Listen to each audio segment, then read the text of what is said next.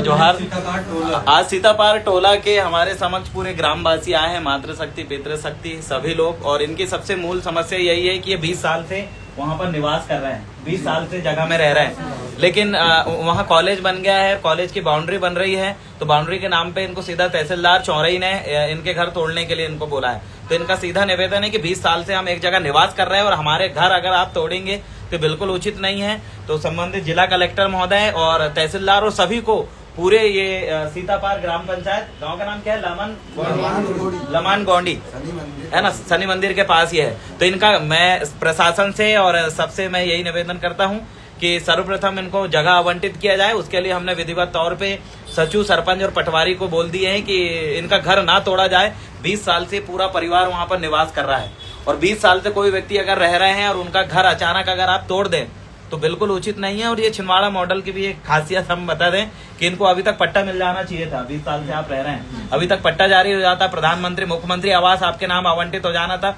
लेकिन आज भी झोपड़पट्टी में रहने के लिए मजबूर है ये सभी परिवार।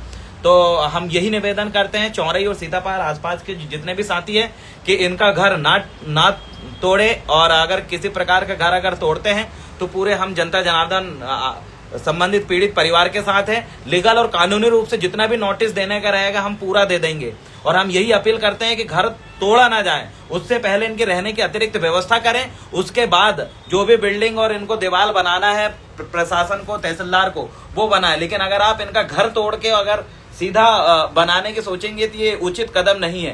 पहले इनके लिए रहने की व्यवस्था करें। इनके लिए अगर कहीं भूमि आप आवंटित कर दोगे तो ये हंसी खुशी अपना घर उठा के वहां शिफ्ट कर देंगे जहां ये रहते हैं। अगर ये उचित काम नहीं हुआ तो मैं स्वयं अपनी पूरी टीम के साथ तहसीलदार कार्यालय का घेराव करूंगा। अगर इनके घर को इतना भी अगर नौच आया या एक ईंट भी अगर वहां से हटाई गई, इनका घर की एक दीवार भी अगर वहां पर से हटाई जाती है, तो मैं अपने पूरे साथियों के साथ चौरे तहसीलदार का घेराव करूंगा। इसलिए चौरे प्रशासन से हम आग्रह करते हैं और छिंदवाड़ा जिला कलेक्टर महोदय से कहना चाहते हैं कि आप जिला कलेक्टर रहते हुए भी अगर कोई व्यक्ति इतने साल से परेशान है तो आप गरीबों की समस्याओं को नजरअंदाज करना ये कतई उचित नहीं है। और सिर्फ नेताओं की चापलूसी में व्यस्तता बिल्कुल भी उचित नहीं है। अगर ये परिवार का घर नहीं बना है, ना प्रधानमंत्री आवास मिला, ना इनको पट्टा जारी हुआ है, और सीधा अगर आप इनको तोड़ के भगाने की अगर बात करोगे तो उचित नहीं है। आप जब वोट लेते हो, सरपंच चुनाव हुआ, जनपद चुनाव, जिला पंचायत चुनाव, विधायक चुनाव, सांसद चुनाव में आपने उसी मकान के नाम पर इनका वोटर आईडी बना लिया, परिचय पत्र बना के आप वोट लेते समय तो उसी घर में बिजली और सब कुछ ले लेके आप टैक्स ले लेके आप सब कर देते हो। वोट लेते समय आपको याद नहीं आता कि कौन व्यक्ति झोपड़पट्टी में रहता है, कौन नहीं रहता, और वोट लेने के बाद आप बोलते हो कि ये मकान अलग अवैध और आप यहाँ से भाग जाओ। तो ये उचित नहीं है। उचित यही है कि इनके लिए रहने के लिए अतिरिक्त व्यवस्था करें। और चौरई तहसीलदार महोदय से मैं निवेदन करता हूं कि आपने इनका घर तोड़ने से पूर्व 1,000 रुपए का इन पे जुर्माना लगा दिया और इस व्यक्ति ने जुर्माना पटाया भी, और उसके बाद आप फिर से बोलते हो कि आप अपना यहाँ से डेरा डंकर उठा के ले जाओ।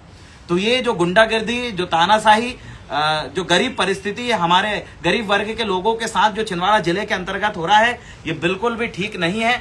और अगर हर कोई व्यक्ति शांत बैठेगा, कोई कुछ नहीं बोलेगा, अगर प्रशासन ये सोच रही है तो ये गलत है। हम पूरे युवा साथी तैयार हैं, और अगर सड़कों में विरोध करना पड़े, कानूनी रूप से कोर्ट कचहरी में लड़ना पड़े, हम लड़ने के लिए तैयार हैं, लड़ेंगे, जीतेंगे, लेकिन घर का एक हिस्सा भी हम टूटने नहीं देंगे। बस तहसीलदार से निवेदन है, आके ग्रामवासियों से बैठ के बात करें। अगर किसी भी प्रकार से तानाशाही रवैया लाके सीधा बुलडोजर अगर ये 25 से 30 घर में अगर आप चलाते हैं ग्राम पंचायत सीतापार के इन घरों में, तो हम इसको बिल्कुल भी बर्दाश्त नहीं करेंगे। बहुत बहुत धन्यवाद। और जितने भी साथी है संबंधित पीड़ित परिवारों का साथ दीजिए, कोई दूर के लोग नहीं है। चौरई तहसील, जिला छिंदवाड़ा और सीतापार ग्राम पंचायत के लामन गोंडी से है सभी लोग, और हम इनके साथ खड़े हैं। बहुत बहुत धन्यवाद।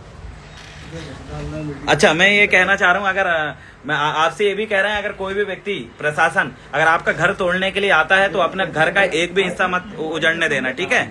आपने वोट दिए हैं उसी घर में रह के, आपने 4 बार विधायक बना दिए, उसी घर में रह के सांसद बना दिए, उसी घर में रह के वोट दे के आपने सांसद बनाए, सरपंच बनाए, जनपद बनाए, जिला पंचायत बनाए। तो ये लोग जब वोट लेते समय तो ये सनसन वोट लेते हैं, सब वैध है, सब सही जगह रह रहे हो करके, तो हमारा पता भी डाल देंगे, मकान नंबर भी डाल देंगे, और उसके बाद बोलते जो मकान नंबर इनने दिए हैं, जिस घर में आप रह रहे हो उसका वोटर आईडी दिए, बोलिए गलत है, मकान तोड़ेंगे। हाँ, अरे तो सोचो, जब सब वोट लेने के बाद सारी चीज वही घर के नाम से ही आपका वोटर आईडी बना ना, तो मतलब वोट लेने के लिए वो घर वैलिड है, मतलब वैध है, और वोट लेने के बाद बोले अवैध है मकान, नंबर भी दिए हैं, सब जारी होने के बाद ये ठीक नहीं है। और जहां तक कि अभी प्रशासन से यही बोलो कि आके हमें पहले रहने की व्यवस्था करो, उसके बाद ही हम वहां से हटेंगे, ठीक है। और आप कोई पैसा वैसा नहीं भरना है, आपको गले भर दिए पूरे शासन प्रशासन के जो हजार रुपए आपने दिए, ठीक है, हम आपके साथ हैं। 3 बार भरते हैं हमने, 3 बार पैसा भर दिए, 3 बार चौरई तहसीलदार को 3 बार आपने। अच्छा, कितना पैसे दिए आपने? एक बार 700 रुपए। हाँ, 500 और 700 दिए, 500 की रिसिप्ट मिली। 500 की अच्छा, ये देखिए 700 रुपए ये परिवार देते हैं चौरई तहसीलदार को, रिसिप्ट मिलती है 500 रुपए की। 700 रुपए लेते हैं। और अभी कितना पैसे लिए? रसीद कितने की दी है? अभी 1060 रुपए की पटी है। हाँ हाँ, 1000 की। इससे पहले ऑनलाइन नहीं पटा था। ये देखो, वो तो पूरा पैसा खा गए उनने, वो तो खा ही गए ना, उसका रसीद नहीं मिला, कुछ नहीं मिला। तो ये चीजें जो लूटमारी जो चली है, कहना भैया तहसीलदार की चौरई की इतना लूटमारी मत करो। लूटमारी होना निश्चित है, क्योंकि जिला कलेक्टर टाइप के ऐसे लोग आ गए हैं जिनको जनता जनार्दन से कोई लेना देना नहीं है। जिला कलेक्टर महोदय आपका आवेदन और आपका जो तकलीफ है उसको नहीं देख रहे हैं। जिला कलेक्टर महोदय सिर्फ कमाई कर रहे हैं। अभी आदिवासियों की जमीन सन कन्वर्ट कराने पे व्यस्त है, बड़े बड़े अमीरों को ठेका देने में व्यस्त है, और सिर्फ वसूली में व्यस्त है कलेक्टर। अभी गरीबों की कितनी समस्या चले जाए। पहले वाले कलेक्टर तो सुनवाई कर रहे थे, अभी वाला कलेक्टर ऐसा आवेदन दे दो, तुम्हारा आवेदन कचरे के डिब्बे में फेंक देंगे वो। इस तरीके से तानाशाही यहाँ जिला कलेक्टर की चल रही है। तो बहुत जल्दी अपन करेंगे, जिला कलेक्टर हटाओ, छिंदवाड़ा बचाओ। अभी इसमें कार्रवाई नहीं होती है तो मैं खुद अभी आ रहा हूँ वहां पर, अपन देखते हैं इसमें जो करना पड़े अपन करेंगे। ठीक है, ठीक, ओके।